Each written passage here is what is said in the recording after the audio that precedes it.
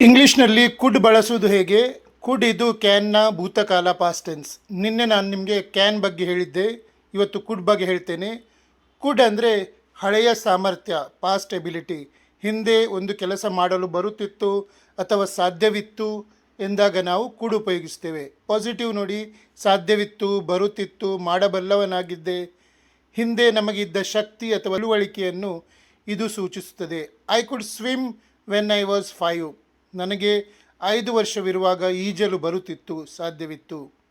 ಹೀ ಕುಡ್ speak 3 languages. ಅವನು 3 ಭಾಷೆಗಳನ್ನು ಮಾತನಾಡಲು ಬಲ್ಲವನಾಗಿದ್ದನು.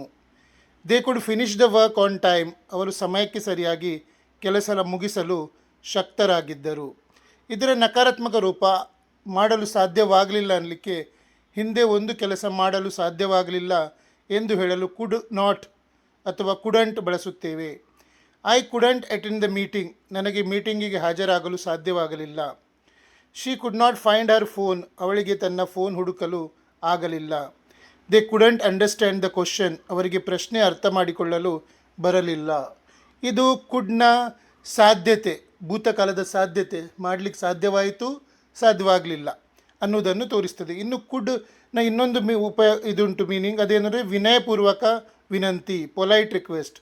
ಯಾರನ್ನಾದರೂ ಮರ್ಯಾದೆಯಿಂದ ಏನಾದರೂ ಕೇಳುವಾಗ, ನಿನ್ನೆ ನಾನು ಕ್ಯಾನ್ ಸಹ ಹೇಳಿದ್ದೆ ನಿಮಗೆ. ಕ್ಯಾನ್ ಮತ್ತು ಮೇಯ ಬಗ್ಗೆ ವ್ಯತ್ಯಾಸ ಹೇಳುವಾಗ ಹೇಳಿದ್ದೆ, ಮೇ ಅಂದರೆ ದೊಡ್ಡವರಿಗೆ, ಸೀನಿಯರಿಗೆ ನಾವು ವಿನಂತಿ ಮಾಡಲಿಕ್ಕೆ, ಕ್ಯಾನ್ ಅಂದರೆ ಸಮಾನ ಏಜ್ನವರಿಗೆ ವಿನಂತಿ ಮಾಡಲಿಕ್ಕೆ. ಕ್ಯಾನ್ ಒಂದು ಅಷ್ಟು ಪೊಲೈಟ್ ಶಬ್ದ ಅಲ್ಲ ಅಂತ ಇವತ್ತು ಹೇಳ್ತಾ ಇದ್ದೇನೆ. ಕ್ಯಾನ್ಗಿಂತ ಕುಡ್ ಓಕೆ. ಕುಡ್ ಇನ್ನೂ ಸ್ವಲ್ಪ ಪೊಲೈಟ್. ಕ್ಯಾನ್ ಪೊಲೈಟ್ ಅಲ್ಲ, ಆದರೆ ಕುಡ್ ಯೂಸ್ ಮಾಡಿದರೆ ಸ್ವಲ್ಪ ಪೊಲೈಟ್ನೆಸ್ ಅದರಲ್ಲಿ ಬರ್ತದೆ.